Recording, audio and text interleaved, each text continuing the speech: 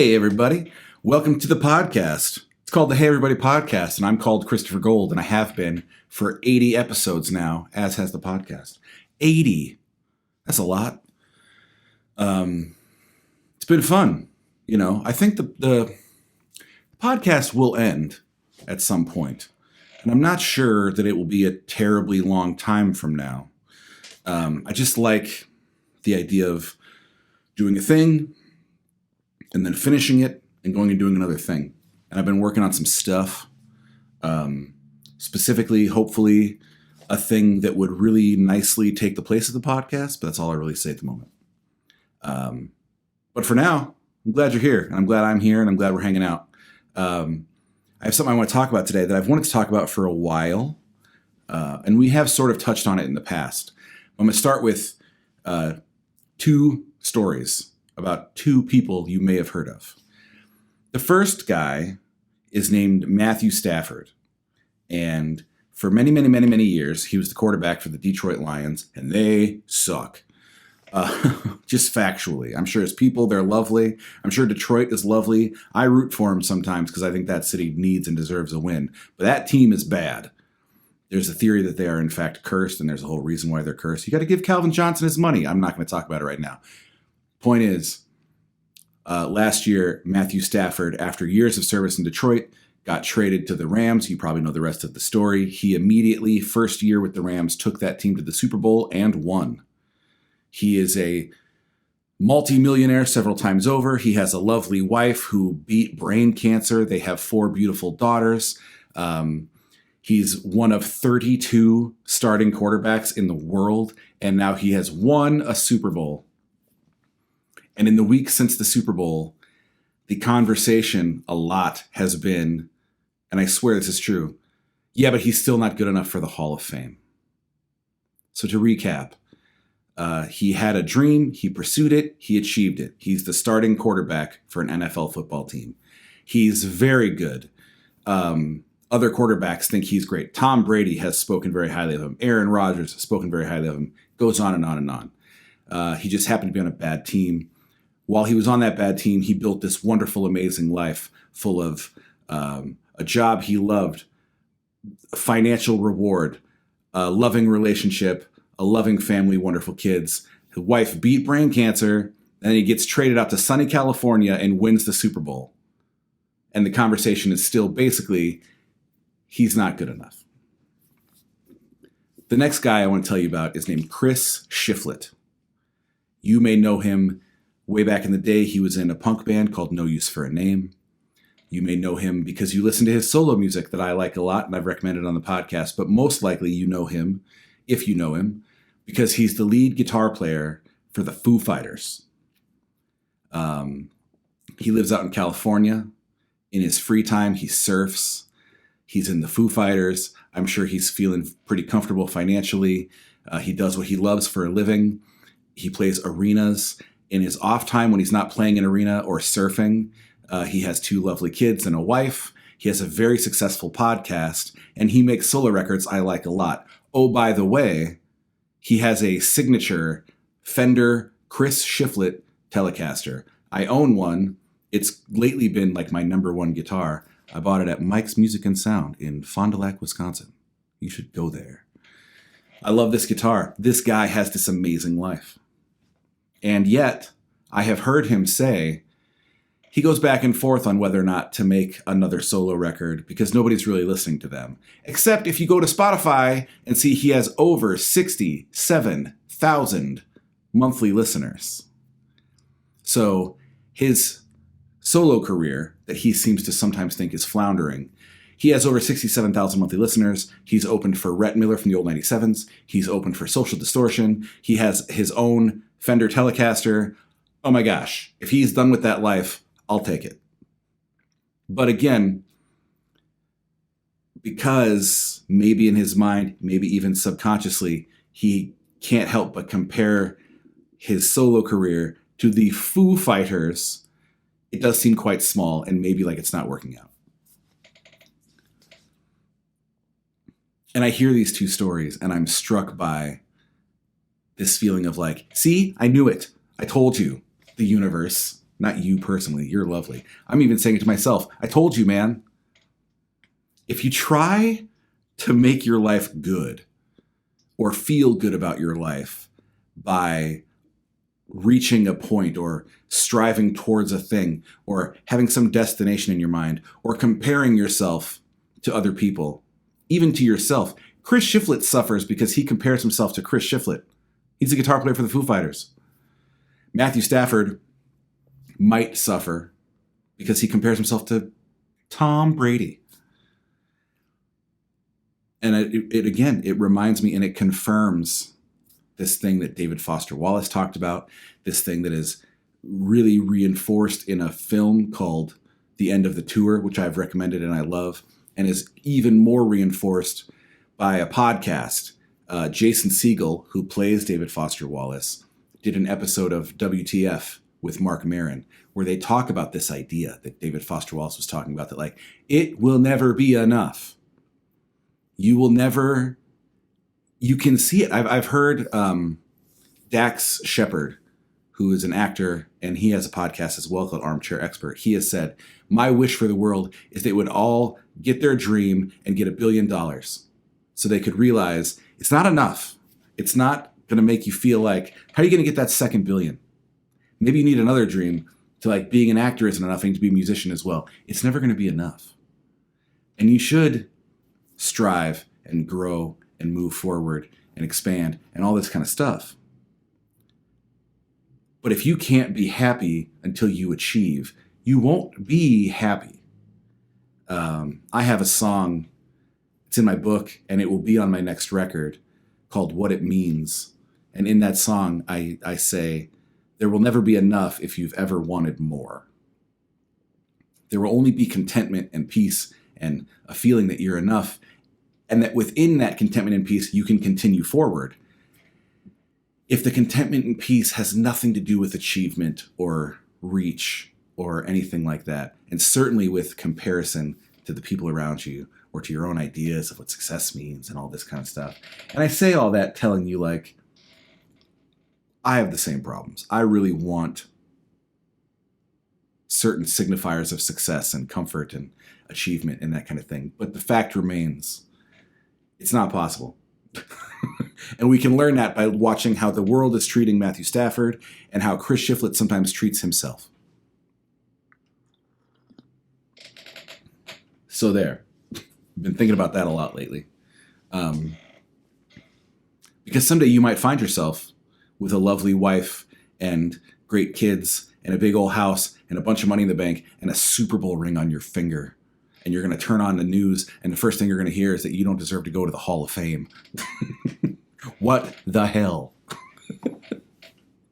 Sorry, I'm jacked up. I had a lot of coffee today. I got a late start to the podcast. It's much later in the day than I usually do the podcast, so I'm feeling all fired up. But it's good, and I'm glad to be here with you. And I hope that made sense. All the most successful people in the world are still struggling with the same feelings we are. In fact, I love this story.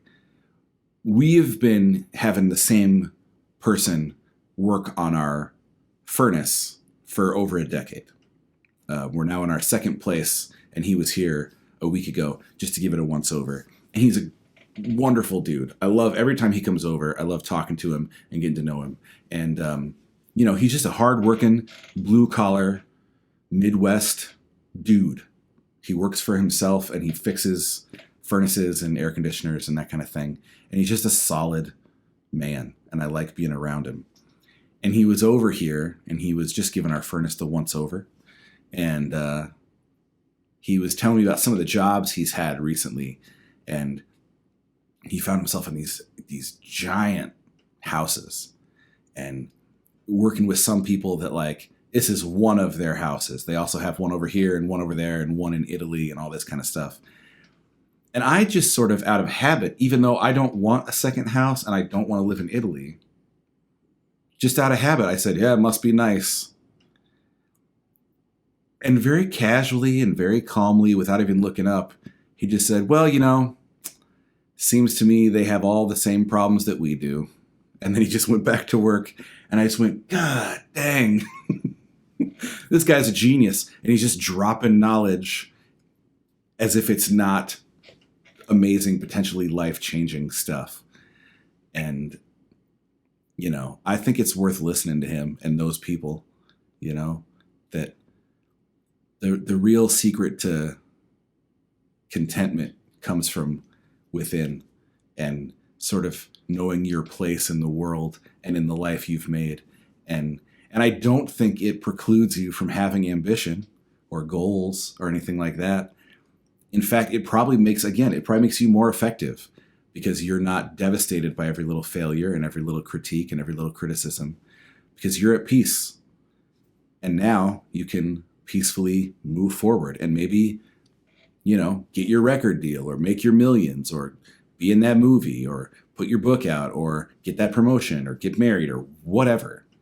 But I don't think any of that stuff, it either won't come if you so desperately need it to be fulfilled, or it will, and you'll just learn that it didn't work. I still have the same problems, So there's that. I hope you liked it. I've been thinking about it. Wanted to tell you. Let's do a recommendation. A couple even. First up, we have this record, which is called Lucifer on the Sofa by a band from Texas called Spoon. Spoon is like a rock and roll band or like an indie rock band, but Spoon are like masters of the groove. It's almost meditative the way this band finds a kind of simplistic groove and they stick in it, and you can just kind of drift away into this song. And it's not necessarily quiet or all that calm sounding in an obvious way, but they find the groove, and I love it. They're like the grooviest band. And I don't like that I called them the grooviest band, because I don't mean, groovy, man. I mean, like, groove matters. Groove is the role in rock and roll. There are rock bands that don't understand groove. Tom Petty understood groove, and Spoon gets it too. This is their latest record. I just got it last week. Listen to the song Wild by Spoon. Like I said, this is their latest. I have all the other ones. I like Spoon. Check them out. Next, here's a fun one. This record is called Warning. It is by Green Day. Green Day is a punk band, maybe a rock band. On this record, there's something much more interesting, I think. And I've never had a problem with Green Day. I know a lot of people push back against Green Day, whatever. But this is the only Green Day record I own. I would be happy to own others. Just never kind of gotten around to it. They're a band that, I like them, but I haven't heard most of it. I heard Dookie when Dookie came out, and it mattered to me. But I sort of, for a lot of people, I think Green Day is like a gateway to a world of punk bands. And I moved through that gateway and did not loiter in the lobby very long, and was very quickly on to Rancid and then The Clash and that kind of thing. But this record, let's see if we got a year on here, came out in 2000. So Old Biscuits would have been 16, maybe 15, 16, 17. I don't know. Time's weird. When this record came out. And it was unlike anything I had heard at the time. And still, I don't know a ton of records that sound like this record, because this record, they discovered the acoustic guitar, but did not sacrifice the rest of their vibe. So they still kind of sound like a three-piece punk band. But a lot of these songs, he's playing acoustic guitar. And even on the songs that he's playing electric guitar, this will mean more to people that know about guitar. I think this was the record that he discovered the Les Paul Jr. and the P90. And the guitar tones on this record are delightful. And at the time, it was called like their adult record. They've grown up, they're maturing. And people didn't like it very much. But I love it. I think to this day, it sounds kind of unique and vibrant. If you want to hear the acoustic vibe I'm talking about, listen to Hold On. And if you want to hear they're still Green Day, but they're approaching it in a different way, check out Castaway. It's a great song. It has a 5-second guitar solo that is one of my favorite of all time. It's everything I love about guitar solos, particularly because it's 5 seconds. Get in, get out. It rips. I love it. You listen to Church on Sunday Deadbeat Holiday. Really good stuff. I like this record a lot. The reason I'm thinking about it and the reason I listened to it today is because I took my son to Hot Topic yesterday. Hot Topic is weird, man. I used to occasionally find myself in Hot Topic because as a youth growing up in the Midwest, it was the only place that you could find a Social Distortion t-shirt or a Smiths t-shirt or whatever. And then later on, they sold records, and I would find like Tiger Army records there and that kind of thing. But I have not been there in like a decade.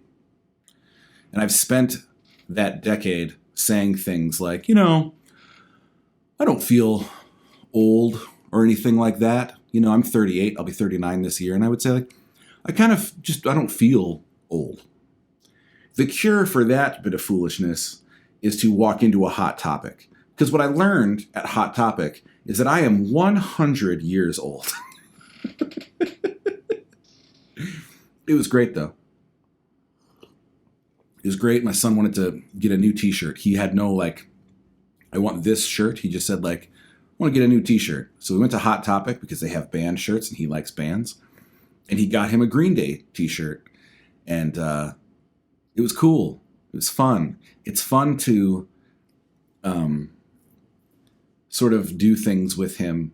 Tori and I do things with him that when I was his age, I had to do alone, And it's fun to be able to we'll go, check out some records or some comics or some t-shirts or whatever. And